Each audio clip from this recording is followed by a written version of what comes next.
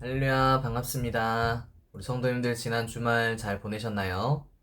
지난주에 말씀드렸던 대로 이제 이번 주에는 사도 바울의 옥중 서신 4권 중에 마지막 우리가 살펴보지 않은 빌립보서의 말씀을 묵상하려고 합니다. 오늘은 빌립보서 1장 말씀을 함께 나눌 텐데요. 말씀을 나누기 전에 먼저 빌립보서의 상황과 어떤 대략적인 내용을 말씀을 드린 후에 빌립보서 1장 오늘 묵상하도록 하겠습니다. 빌립보서는 사도 바울이 쓴 편지입니다. 그리고 빌립보라고 하는 지역에 있는 교회의 성도들에게 사도 바울이 보낸 편지입니다. 이 빌립보라는 지역은 사도행전에 등장하는 지역이기도 합니다. 사도 바울이 제2차 전도 여행을 시작하면서 사도행전 16장에 보면 원래 그의 마음은 아시아로 가서 선교를 하는 것이, 복음을 전하는 것이 사도 바울이 원래 가지고 있었던 계획이었습니다. 그런데 나중에 그가 환상 가운데 마게도냐 사람이 나타나서 이리로 건너와서 우리를 도우라 하는 그 어떤 특별한 영적인 경험을 하고서 이것은 하나님께서 막으시는 것이고 하나님께서 나의 지금 방향을 다른 지역으로 이끄시는 것이구나 라고 인정하고서 그의 여행의 발걸음을 유럽 쪽으로 옮기게 됩니다.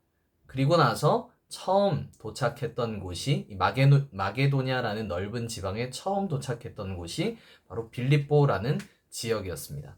빌립보에서 사도 바울은 꽤 고생을 많이 합니다. 그곳에서 자주장사를 하는 루디아라는 여인을 만나서 복음을 전하기도 하고요.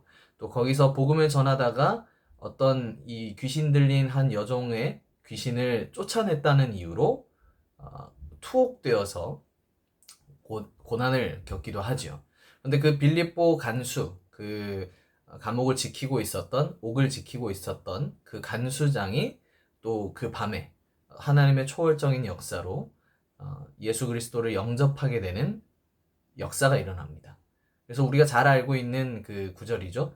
주 예수를 믿으라. 그리하면 너와 내 집이 구원을 받으리라 하는 그 말씀이 이런 배경 속에서 나타난 것입니다. 사도 바울의 이러한 짧고 또 중요한 사역에 의해서 빌립보 교회가 세워졌을 것으로 예상이 됩니다. 그리고 사도 바울은 이제 한 10여 년 정도 지나서 그가 로마의 가택에 구금되어 있으면서 빌립보 교회의 성도들의 소식을 듣고 또 빌립보 교회의 지도자인 에바브로디도라는 사람이 전달해준 연보를 받게 됩니다. 그래서 그것에 대한 감사와 또 교회에 대한 염려와 기도와 또 이런 것들을 담아서 사도 바울이 쓴 서신이 빌립보서라고 하겠습니다. 이제 이 빌립보서의 말씀을 한 장씩 살펴볼 텐데요. 빌립보서에서 중요한 키워드가 있다면 기쁨이라고 할 수 있습니다. 기뻐하라 라는 권면이 자주 등장을 하고요. 또 기쁨이라는 단어가 자주 반복되어서 나타나는 것을 볼 수 있습니다. 근데 한편으로는 사도 바울이 지금 옥에 투옥되어 있는 상황이기 때문에 그런 상태에서 기뻐하라라고 이야기하는 것이 좀 넌센스처럼 느껴질 수 있습니다. 자신의 상황과 맞지 않는 것이죠. 그런데 왜 사도 바울이 이렇게 기쁨을 이야기하고 기뻐할 것을 성도들에게 권면했냐면 그들이 비록 고난 가운데 있을지라도 주 예수님으로 말미암은 영원한 기쁨이 우리에게 있다는 것을 사도 바울은 강조하기 원했기 때문입니다. 이런 맥락에서 빌립보서의 말씀을 우리가 묵상하게 될 텐데요. 오늘은 1장의 말씀을 함께 읽고 또 내용을 잠시 살펴보려고 합니다. 제가 본문을 읽을 테니까 여러분들도 가능하시면 소리를 내어서 본문을 읽으시고 또 읽으시면서 중요한 부분 또는 궁금한 부분에 체크를 하셔서 나중에 질문도 해주시면 좋겠습니다. 제가 먼저 1장 본문을 읽도록 하겠습니다. 그리스도 예수의 종 바울과 디모데는 그리스도 예수 안에서 빌립보에 사는 모든 성도와 또한 감독들과 집사들에게 편지하노니 하나님 우리 아버지와 주 예수 그리스도로부터 은혜와 평강이 너희에게 있을지어다. 내가 너희를 생각할 때마다 나의 하나님께 감사하며 간구할 때마다 너희 무리를 위하여 기쁨으로 항상 간구함은 너희가 첫날부터 이제까지 복음을 위한 일에 참여하고 있기 때문이라. 너희 안에서 착한 일을 시작하신 이가 그리스도 예수의 날까지 이루실 줄을 우리는 확신하노라. 내가 너희 무리를 위하여 이와 같이 생각하는 것이 마땅하니 이는 너희가 내 마음에 있음이며 나의 매임과 복음을 변명함과 확정함에 너희가 다 나와 함께 은혜에 참여한 자가 됨이라. 내가 예수 그리스도의 심장으로 너희 무리를 얼마나 사모하는지 하나님이 내 증인이시니라. 내가 기도하노라. 너희 사랑을 지식과 모든 총명으로 점점 더 풍성하게 하사 너희로 지극히 선한 것을 분별하며 또 진실하여 허물 없이 그리스도의 날까지 이르고 예수 그리스도로 말미암아 의의 열매가 가득하여 하나님의 영광과 찬송이 되기를 원하노라. 형제들아, 내가 당한 일이 도리어 복음 전파의 진전이 된 줄을 너희가 알기를 원하노라. 이러므로 나의 매임이 그리스도 안에서 모든 시위대 안과 그 밖의 모든 사람에게 나타났으니 형제 중 다수가 나의 매임으로 말미암아 주 안에서 신뢰함으로 겁없이 하나님의 말씀을 더욱 담대히 전하게 되었느니라.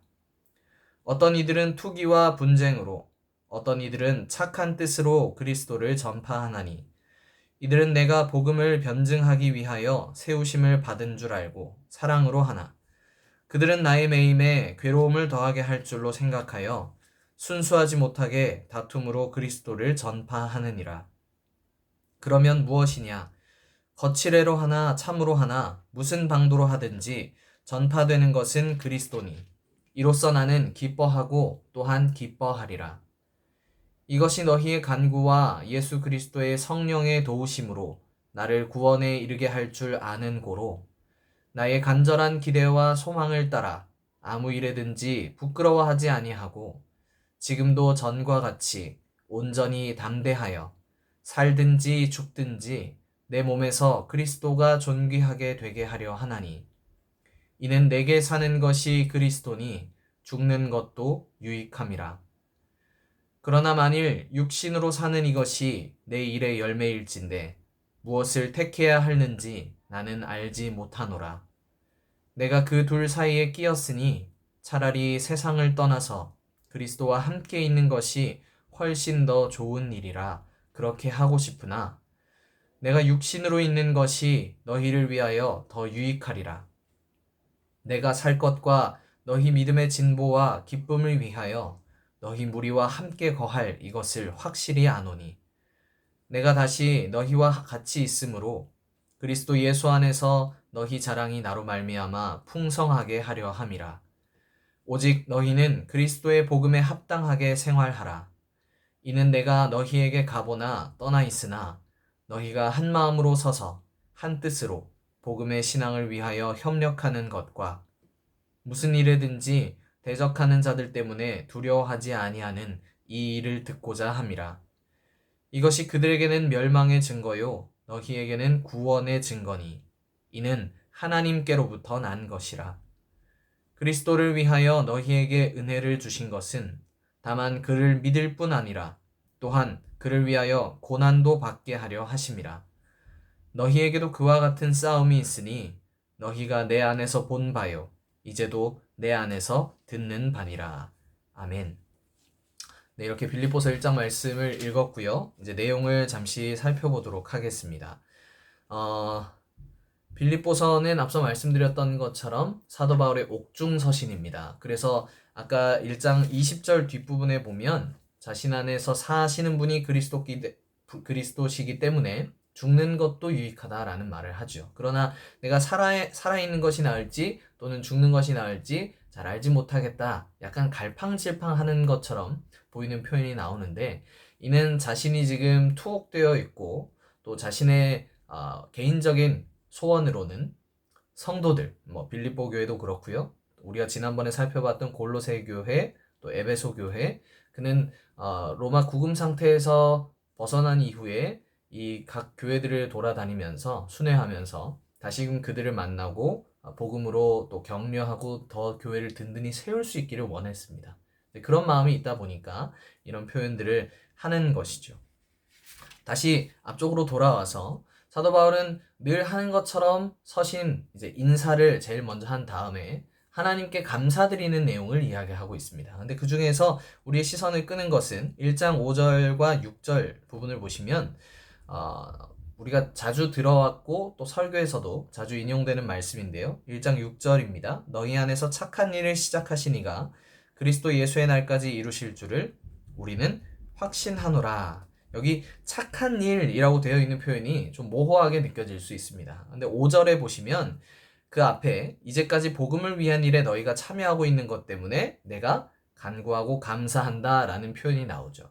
그러니까 6절에 있는 착한 일이란 말은 문맥상 5절에 있는 복음을 위한 일 또는 복음이라고 생각하시면 되겠습니다. 복음을 통하여서 하나님께서 베푸시는 그 구원의 역사라고도 할 수 있겠죠.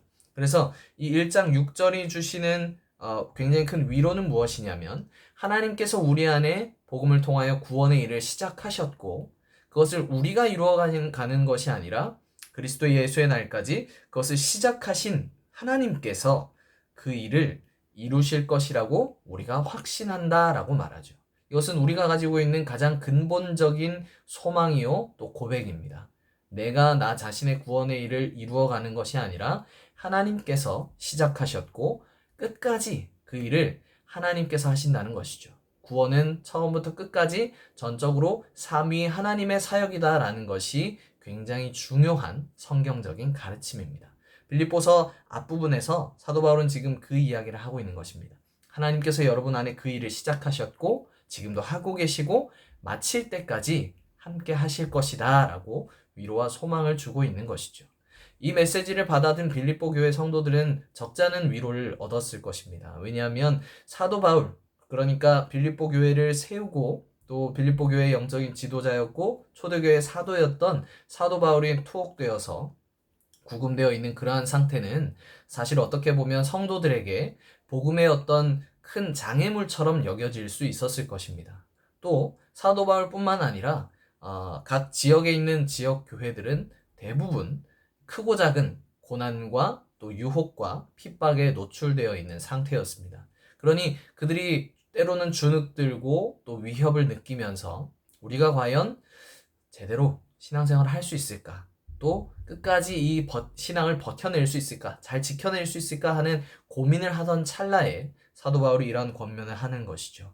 여러분이 아무리 연약하고 힘들고 어려운 상황 가운데 있을지라도 하나님께서 그 일을 시작하셨다면 끝까지 하나님께서 그 일을 완성하시고 성취하실 것이다. 하나님을 바라보게 하는 것이죠. 오늘 우리들도 마찬가지입니다. 우리는 종종 하나님께서 우리의 구원의 일을 시작하셨지만 그 이후 중간과 끝쯤은 우리의 어떤 역할과 우리의 노력에 좌지우지 되는 것처럼 생각하는 경우가 많이 있습니다. 하지만 성경은 그렇게 말하지 않습니다. 구원은 철저히 하나님의 사역입니다. 처음부터 끝까지 그렇고요. 우리는 그 하나님의 손길 아래 붙잡혀서 순종하면서 감사함으로 걸어가는 인생을 살고 있는 것입니다. 이것을 분명히 신뢰하시기 바랍니다. 그리고 12절부터 보시면 사도 바울이 자신이 지금 옥에 매여 있는 로마에 구금되어 있는 그 상태에 대해서 이야기를 합니다. 앞서 말씀드렸던 것처럼 빌립보 교회 성도들은 아마 사도 바울의 그러한 상태 때문에 적잖이 고민을 했을 것입니다. 왜냐하면 사도 바울이 처음 로마로 압송되어 갈 때 당시에 일반적인 기대, 또 사도 바울 자신의 기대도 그랬겠지만 로마에서의 그 구금 상태가 그리 길어질 거라고 생각하지 않았을지도 모르겠습니다. 일반적으로 2년 가까이 사도행전 28장에 나타난 대로 2년 가까이의 시간을 사도 바울이 구금되어 있었다라고 보는데요. 죄송합니다. 그 길어지는 시간 때문에 성도들이 기도하면서도 때로는 사도 바울에 대한 염려와 또 고민이 있을 수 있었겠죠. 그래서 사도 바울은 이러한 상황을 알고 있었기 때문에 성도들을 지금 안정시키고 또 위로하는 그런 이야기를 합니다. 12절에 보시면 내가 당한 일이라는 것은 사도 바울이 지금 로마에 구금되어 있는 상태를 이야기하겠죠. 내가 지금 이렇게 로마에 구금되어서 자유가 없고 또 복음의 사역을 더 활발하게 하지 못하지만 오히려 이 일이 복음 전파의 진전이 되었다라고 이야기를 합니다. 그것이 막힘이 되거나 담이 되었다라고 말하지 않고 이것이 진전이 되었다라고 말하면서 오히려 소망을 불어넣는 것이죠. 그러면서 또 더 극단적인 이야기를 합니다. 이후의 문맥을 보면 사도 바울에 대한 어떤 뭐 찬반의 세력이 있었던 것 같습니다. 어떤 사람들은 사도 바울을 굉장히 존경하고 또 따르는 무리가 있었을 것이고, 어떤 이들은 극단적으로 사도 바울을 질투하고 좀 모함하는 사람들도 있었겠죠. 근데 두 부류의 사람들이 다 열심히 복음을 전하기는 했던 것 같습니다. 그래서 사도 바울이 이렇게 이야기를 합니다. 어떤 사람들은 15절에 보시면 투기하는 마음, 그리고 분쟁의 어떤 목적을 가지고서 열심히 그렇게 하고, 또 어떤 사람들은 착한 뜻으로 선한 의도를 가지고 그리스도를 전파하는데, 그러한 일들 때문에 오히려 18절에 보면 전파되는 분은 그리스도시다. 그래서 이것조차 괜찮고 유익하다라고 이야기를 하는 것을 보게 됩니다. 예를 들자면 이런 것이죠. 어떤 교회 안에서 아니면 어떤 공동체 안에서 A라는 사람이 좀 주도적인 영향력, 좀 지도력을 가지게 되었을 때 우리가 다 연약한 사람들인지라 질투하는 마음이 생길 수 있죠. 근데 그 마음이 그냥 지나치는 것이 아니라 그것이 점점 싹을 틔우고 점점 더 자라나서 그 사람에 대한 질투와 투기, 어떤 그런 것이 실제적인 행동으로 나타난다면 그것은 정말 큰 문제라고 할 수 있겠죠. 근데 심지어 교회 안에서 사도 바울의 어떤 지도력 또 리더십에 대한 대항하는 마음 때문에 그것을 빼앗아 오려고 좋지 않은 동기로 복음을 전파하는 사람들이 있었던 것 같습니다. 사도 바울보다 내가 더 대단해. 사도 바울보다 내가 더 탁월해. 지가 무슨 사도야. 뭐 이런 마음까지도 어쩌면 가지고 있었을지 모르겠습니다. 그런데 사도 바울은 그런 곳조차도 오히려 복음이 전파되고 또 교회가 세워져 갈 수 있다면 유익한 일이라 라고 고백을 하는 것을 보게 되죠. 그러면서 사도 바울은 21절에 아주 탁월한 고백을 합니다. 그리스도께서 내 안에 계시기 때문에 내가 살든지 죽든지 그것이 참 유익하고 오직 그리스도만이 내 안에서 존귀하게 되시기를 원한다 라고 고백합니다. 이것은 우리가 가지고 있는 가장 근본적인 삶의 목적을 생각하게 하는 부분입니다. 우리가 장로교의 신앙고백과 또 교리문답이죠. 웨스트민스터 신앙고백서와 대소교리문답을 보면 특별히 대소교리문답의 1문답에서 사람의 제일 된 목적을 하나님을 영화롭게 하는 것이라고 고백을 합니다. 그러한 태도가 사도 바울이 견지했던 자세입니다. 내가 잘 살든지 죽든지 내가 유명해지거나 내가 비천해지는 그런 것이 중요한 것이 아니라 오직 하나님께서 그리스도께서 내 안에서 존귀하게 되시는 것, 영광을 받으시는 것, 그것이 나의 인생의 목표이고 그것이 나의 소망이다 라고 말할 수 있는 그러한 자세가 우리에게도 동일하게 있어야겠습니다. 또 마지막으로 27절 부분부터 보시게 되면 사도 바울은 언제나 하는 권면입니다만 그리스도의 복음에 합당하게 생활하라 라고 이야기를 합니다. 우리가 받은 구원과 우리가 받은 이 복음으로 통한 그 말미암은 은혜에 합당하게 걸맞는 그러한 삶을 살라는 것이죠. 이러한 권면은 여느 교회에 반복적으로 나타나는 권면이고 또 메시지입니다. 왜냐하면 사람의 본질, 본성이 다 똑같고요. 문화를 초월해서 어느 지역을 초월해서든 사람들이 공통적으로 가지고 직면하는 문제이기 때문일 것입니다. 하나님은 우리가 이 본문의 말씀처럼 그리스도의 복음에 합당하게 생활하기를 원하십니다. 근데 그 그리스도의 복음에 합당하게 생활한다는 어떤 두드러진 양식, 삶의 태도, 빌립보 교회에서 사실 강조하고 싶었던 것은 하나됨이었습니다.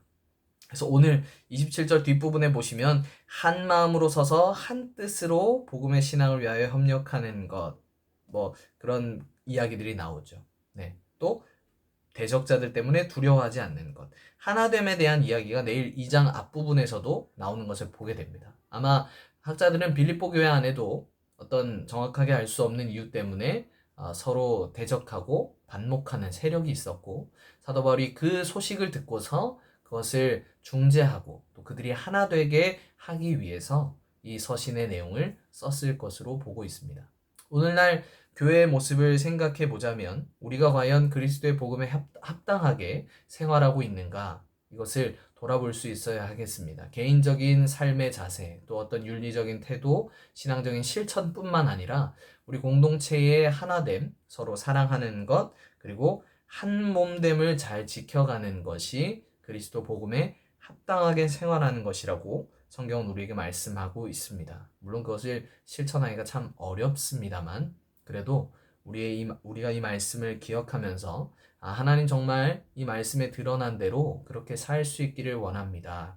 그리고 앞으로 빌립보서의 내용을 통해서 펼쳐질 그렇죠? 복음에 합당하게 생활하는 것이 무엇인가 하는 부분들을 통해서 우리가 정말 그렇게 살아갈 수 있게 하여 주시옵소서. 그렇게 기도하는 자세가 우리에게 필요하겠습니다. 오늘 이렇게 빌립보서 1장을 마무리합니다. 이제 나머지 3장을 더 살펴볼 텐데 빌립보서를 통해서 하나님께서 우리에게 주시는 메시지에 귀를 기울입시다. 하나님 우리가 어떤 사람으로, 어떤 그리스도인으로, 또 어떤 교회 공동체로 서기를 원하십니까? 오늘날 한국 교회가 하나님 앞에 어떤 모습으로 서기를 원하십니까? 그리스도의 복음에 합당한 교회의 모습은 무엇입니까? 그것을 기도하며 또 추구하며 그렇게 나아가는 시간이 되어야겠습니다. 짧은 4장의 서신이지만 이 빌립보서의 말씀을 통하여서 하나님께서 우리에게 주시는 영적인 유익이 충만하기를 바랍니다. 제가 여러분들을 위해서 한번 기도하도록 하겠습니다. 사랑하는 아버지 하나님 감사합니다. 오늘 저희들이 빌립보서의 말씀을 묵상하게 하시니 감사합니다. 2000년 전에 사도 바울을 통하여서 하나님께서 빌립보 교회에 주셨던 그 메시지에 우리의 마음을 또 귀를 기울여 봅니다. 하나님께서 원하시는 교회의 모습, 하나님께서 원하시는 저희들 개인의 모습이 어떤 삶인지를 떠올리며 배울 수 있게 하여 주시고 하나님의 말씀 위에 더 바르게, 더 든든하게 세워져 가고 자라가는 우리 모든 성도들이 되게 하여 주시옵소서. 하나님께서 우리 안에 시작하신 이 구원의 일, 늘 감사하며 하나님을 바라보며 소망 가운데 살아가게 하여 주시고 시작하신 그 하나님께서 이 일을 마칠 때까지 우리의 삶을 이끄시며 함께 하심을 기억하게 하여 주시옵소서. 하나님 우리가 고난과 어려움과 핍박과 또 위기 가운데 있을 때에도 오직 하나님 한 분을 바라볼 수 있기를 원합니다. 우리가 살든지 죽든지 오직 하나님 한 분께서 영광을 받으시고 그러한 삶을 살아갈 수 있도록 저희 안에 거룩한 열망을 불어넣어 주시옵소서. 하나님 그리스도의 복음에 합당한 삶이 되게 하여 주시고 또 그리스도의 복음에 합당한 오늘날 한국 교회의 모습이 되게 하여 주시옵소서. 코로나 바이러스와 또 여러 가지 위기로 인하여서 한국 사회가 또 온 세계가 참 아프고 힘들어하는 가운데 있습니다. 하나님 저희들을 긍휼히 여겨 주시고 하나님의 도우심 안에서 이 어려움과 이 위기들이 잘 처리되고 지나갈 수 있도록 인도하여 주시옵소서. 하나님 이 사회를 긍휼히 여겨 주시고 한국 교회와 성도들이 깨어서 기도하며 하나님의 뜻을 구하는 겸허히 하나님 앞에 나아가는 이 시기가 되게 하여 주시옵소서. 하나님 오늘 하루도 수고한 우리 사랑하는 성도들과 각 가정을 지켜 보호하여 주시고 하나님의 도우심 속에 우리의 자녀들이 건강히 잘 자라가게 하시며 또 하나님을 경외하는 우리 각자의 가정이 될 수 있도록 주님 인도하여 주시옵소서. 이제 빌립보서의 말씀을 순차적으로 묵상합니다. 하나님께서 말씀을 통하여 은혜 내려주시고 말씀 위에 든든히 자라가는 우리 동일교회 모든 성도들 되게 하여 주시옵소서. 감사를 드리며 살아계신 예수님의 이름으로 기도드립니다. 아멘. 네, 오늘 이것으로 빌립보서 1장 말씀을 묵상을 마치도록 하겠습니다. 여러분들 평안한 밤 되시고 내일은 빌립보서 2장 말씀을 함께 나누겠습니다. 혹시 여러분들 시간적인 여유가 되시면 앞서 제가 빌립보 교회 상황에 대해서 설명을 했었는데 사도행전 16장을 한번 읽어보시면 이러한 배경에서 교회가 형성되었구나 하는 것을 알 수 있으리라 생각합니다. 네, 저는 내일 영상을 통해서 다시 찾아오겠습니다. 평안한 밤 되세요.